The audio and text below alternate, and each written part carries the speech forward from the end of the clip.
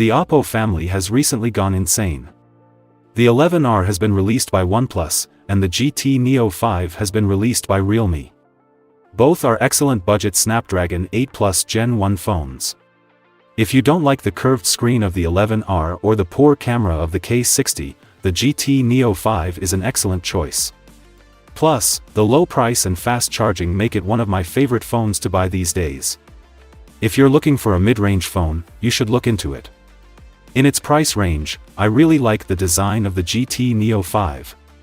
It has many design elements that other phones lack, such as the transparent area to the right of the camera module. The Snapdragon 8 Plus Gen 1 chip can be seen inside. Although this is merely a decorative element, the actual chip is not present. However, it demonstrates Realme's confidence in the chip performance of this phone. This area has been made transparent for another reason, to accommodate the 25-color RGB light ring. It serves as a notification light and illuminates in various states. Although I am not the type of person who places their phone screen on the table, it looks good from a design standpoint. By the way, the Neo 5 now includes an infrared emitter. The Neo 5 screen is theoretically the same as the OnePlus 11Rs, both are Tianma 1240p displays. While both are excellent and bright, the Neo 5 clearly outperforms them in a few areas. The most noticeable difference is the refresh rate, which is clearly higher at 144 Hz than at 120 Hz. You can also freely set the refresh rate for each application, with 4 options available. PWM dimming can reach 2160 Hz when the refresh rate is set to 90 or 144 Hz. Since display manufacturers such as BOE, TCL, and Tianma have improved their screens, many low-cost phones can now use screens comparable to Samsung panels. I believe that consumers like us should be pleased with this. Next, I'd like to highlight the Neo 5's performance. Despite the fact that it uses a downclocked version of the Snapdragon 8 Plus Gen 1, the game performance is surprisingly good. The first half of the K60, which is also a downclocked version of the chip, is identical to the Neo 5, trying to stick to the highest power to keep the game running at 60 frames per second, but the second half of the Neo 5 strategy is much more reasonable. Unlike the K60, where the frame rate drops abruptly, the Neo 5 gradually drops to around 45 frames per second. Despite having a similar average frame rate, the Neo 5 gaming experience is noticeably superior to the K60. In addition, the temperature is not particularly high. Furthermore, it features the same game interpolation and ultra-steady frames mode as Ace 2. That's why, of the recent 8 Plus Gen 1 phones, I'm most pleased with the Neo 5's gaming experience. This year, the iconic IMX766 main camera of the OPPO family phones has been replaced by the IMX890.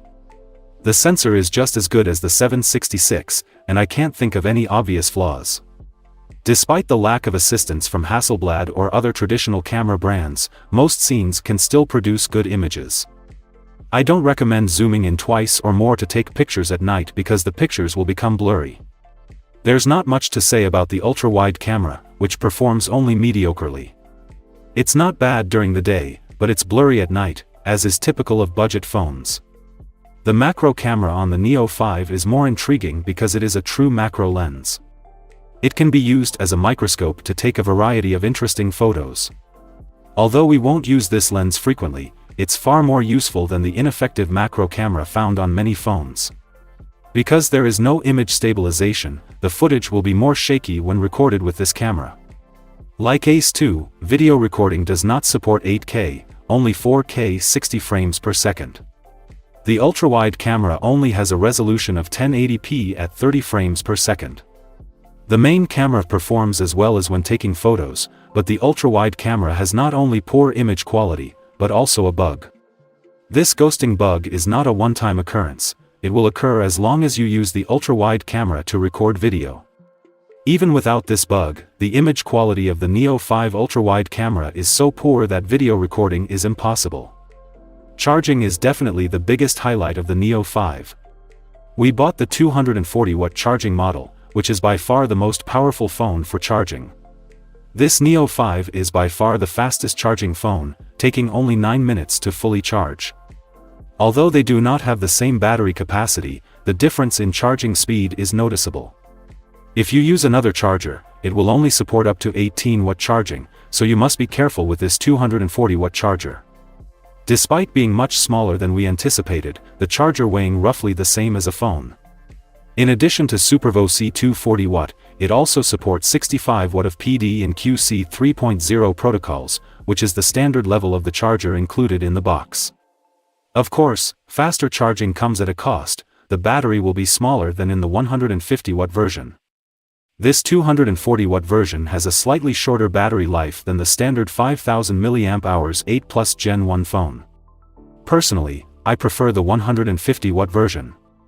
The battery capacity of a mobile device is more important than the charging speed. If I had to pick a favorite among the recently released 8 Plus Gen 1 phones, it would be the GT Neo 5. It not only has very distinct selling points, such as the fastest charging speed in the world and the best gaming experience in its price range, but it's also very inexpensive. There are no other drawbacks besides the ultra-wide camera recording being poor. If you are looking to buy a good mid-range phone, you should totally consider the Neo 5.